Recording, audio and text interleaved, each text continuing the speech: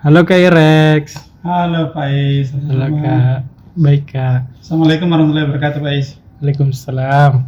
Ya. Jadi apa dibahas di halaman saat ini Kak? Untuk halaman 1 Tribun Timur edisi Jumat 29 Desember 2023 kita jalan-jalan ke Jeneponto. Iya. Ya. Ada kasus menarik di Jeneponto ini. Apa itu Kak?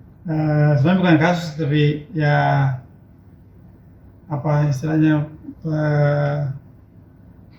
sesuatu yang agak kurang mengenakan. Iya. Ya.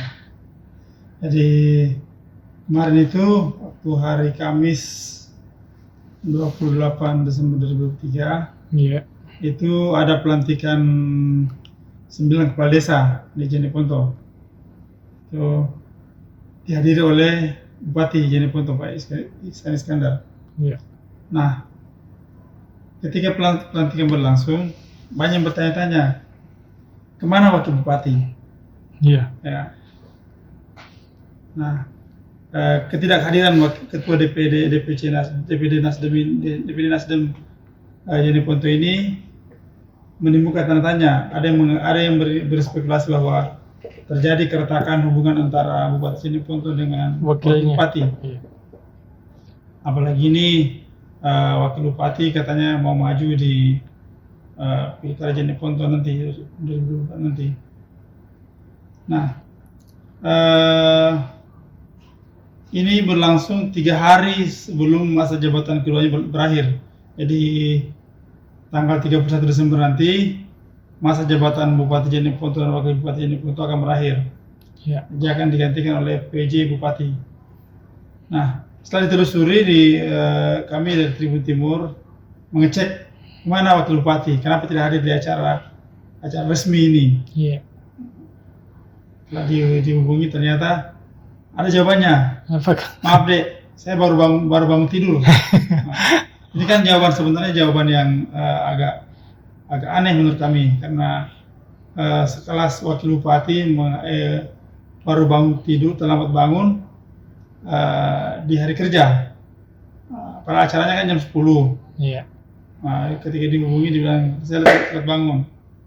Jadi itu yang menimbulkan tanda tanya besar. Ada apa dengan keduanya?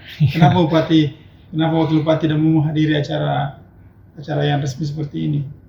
Nah, pada acara ini setelah melantik 9 kepala desa, Bupati Jeneponto juga pamitan kepada para kepala desa dan kepada para staf dan pejabatnya, karena mungkin itu adalah hari terakhir dia bekerja sebagai bupati. Dan dia juga sempat menangis dan memeluk beberapa pejabatnya dan mengucapkan selamat perpisahan kepada mereka. Rencananya Bupati Jeneponto akan maju sebagai calon anggota DPR RI dari Partai Golkar. Berita berikutnya, Pais, tentang peresmian Masjid Setimang yang dimiliki Desa Latif. Latif.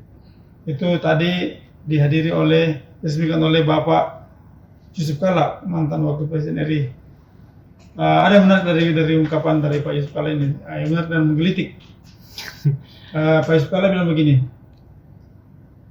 sekarang ada transformasi, ada perubahan dari para ustadz, para ulama di Indonesia. Jadi mereka itu rajin berceramah di masjid-masjid, di tempat-tempat umum dan sebagainya. Biasanya para ulama-ulama ini diberi honor oleh mengundang. Honornya pun ya mungkin tidak seberapa ya. Iya. Mungkin sekitar ya, kalau yang mungkin lagi terkenal mungkin ya sampai jutaan, sampai belasan juta dan sebagainya. Tapi yang biasa-biasa mungkin sekitar jutaan atau ratusan ribu dan sebagainya. Nah, yang menarik dari pernyataan Yusuf Kalla ini bahwa banyak ulama-ulama sekarang yang justru dibayar dari Amerika. Kenapa itu? Dibayar dari Amerika. Ini yang menarik. Iya. Ulama Indonesia Dibayar dibayar dari Amerika, dari ya pokoknya dari Amerika lah istilahnya. Nah ternyata setelah ditelusuri ya, menurut Pak Yusuf Kalla ya, para ulama-ulama Indonesia ini banyak yang mengupload hasil ceramahnya ke YouTube, kanal YouTube. Iya. Nah dari kanal YouTube inilah dia karena banyak penontonnya, banyak yang share, banyak yang komentar, banyak yang like juga, akhirnya dia mendapatkan pendapatan dari situ, pemasukan dari situ. Nah itu yang dimaksud Pak Yusuf Kalla. Dia mendapatkan pendapatan lebih banyak dari ketika dia berdakwah melalui YouTube. Seperti itu yang dilakukan juga oleh Ustaz Kondang Dasar Latif yang selama ini. Jadi dia berceramah keliling kota, keliling kemana-mana saja, tapi pendapatan dari kanal YouTube-nya juga jauh lebih banyak dari apa yang didapatkan dari ceramah offline.